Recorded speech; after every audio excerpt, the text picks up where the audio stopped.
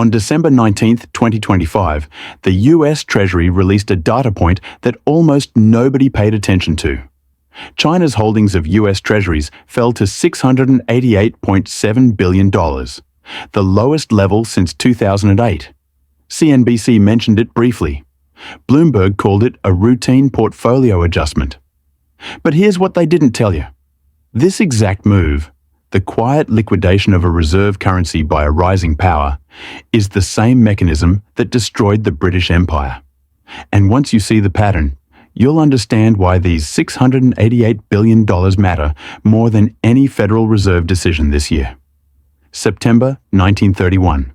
France makes a simple request to Britain. We'd like to convert our pounds into gold. That's it. No threat, no declaration of war.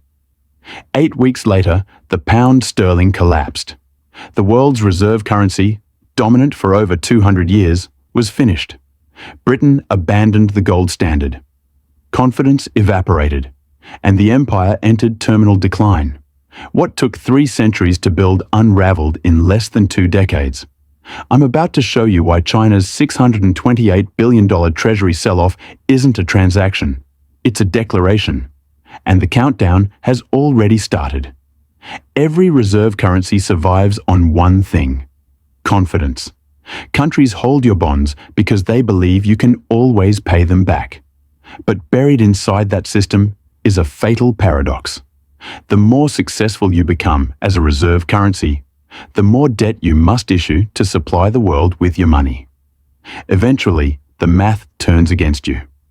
By the end of 2025, the United States carries $38 trillion in debt. To service it, we depend on foreign buyers, China, Japan, Saudi Arabia, to keep purchasing US bonds. And that belief is now breaking. After World War I, Britain looked victorious. But financially, it was hollowed out. By 1931, debt service consumed 44% of government revenue. Nearly half of all taxes went to paying interest, not growth, not defense, not infrastructure. France noticed. They ran the math. Foreign creditors held $400 million in sterling. Britain held only $150 million in gold. If even a fraction demanded conversion, the system would collapse. So France tested it. Quietly, methodically. By September, gold was literally being shipped from London to Paris. On September 21, 1931, Britain capitulated. The gold standard was suspended. The pound fell 30% overnight. The reserve currency died in a single decision. China's treasury holdings peaked at $1,317 trillion in 2013. Today, $688.7 billion. That's a $628 billion reduction, a 47% collapse. But here's the detail most media refuses to emphasize. In October 2025, China fell to 3rd place among foreign treasury holders, behind Japan and the UK. First time since 2017. This is not portfolio rebalancing. This is strategic withdrawal. While dumping treasuries, China is doing something else, something far more important. They are stockpiling gold at record pace. 11 consecutive months of gold purchases through September 2025. Official reserves, 233 tons. Gold broke $4,000 per ounce in October 2025. First time in history. This is 1931 replayed. France dumped pounds and bought gold. China is dumping treasuries and buying gold. Same playbook, same mechanism. For years, China reduced holdings slowly. Then suddenly, 2024 to 2025, sales accelerated. Why? Because the US debt trap is tightening.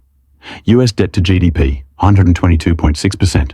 Fiscal 2025 interest payments, $970 billion. Projected 2026 interest, $1 trillion plus. For the first time in history, interest costs exceed defense spending. Every 0.5% increase in yields adds $100 billion to annual interest costs. The Fed is trapped. Raise rates, debt explodes. Cut rates, inflation destroys credibility. Sound familiar? It's exactly where the Bank of England stood in 1931. Despite rate cuts in 2025, 10-year Treasury yield, 4.14%. Translation, markets don't believe the Fed. Bond traders are demanding compensation for risk. just like creditors stopped believing Britain's reassurances. China sees this clearly. That's why they're exiting now. M-Bridge payment system fully operational. BIS confirmed. Trade settlement without dollars. BRICS expansion now covers 45% of global population. This isn't theoretical. The infrastructure already exists. Here's the threshold. Wall Street understands, but rarely says out loud. Below $500 billion, Treasury market liquidity begins to fracture. At current selling rates, China hits that level by late 2026 or early 2027. Meanwhile, $9.2 trillion in US debt must be refinanced. Japan reducing exposure. UK flattening purchases. Who absorbs the supply? Stage 1. Slow burn, 2013-2023. Ignored, dismissed, normalized. Stage 2. Acceleration, 2024-2025. China below 700B. Yields stay high. Confidence cracks. Stage 3. Liquidity crisis, 2026. Failed auctions. Yield spikes. Panic responses. Stage 4. Capitulation, 2026-2027. Fed prints. Dollar weakens. Gold explodes. Britain went from Stage 2 to Stage 4 in 8 weeks. 1. China below 600B. 2. 10-year yields above 5%. 3. Emergency Fed bond buying. 4. Gold above $5,000. 5. Interest costs above $1.2 trillion. That's your early warning system. China isn't selling because it needs dollars. They have $3.2 trillion in reserves. They're selling because the math doesn't work anymore. Just like France saw in 1931. The empire didn't collapse overnight. It collapsed the moment confidence broke. And history shows, once that happens, it never comes back. If this analysis helped you connect the dots between history and what's unfolding right now, subscribe. Because when these triggers fire in 2026, you'll want real analysis, not mainstream reassurance. Drop a comment. Is China deliberately attacking the dollar? Or is this just portfolio management?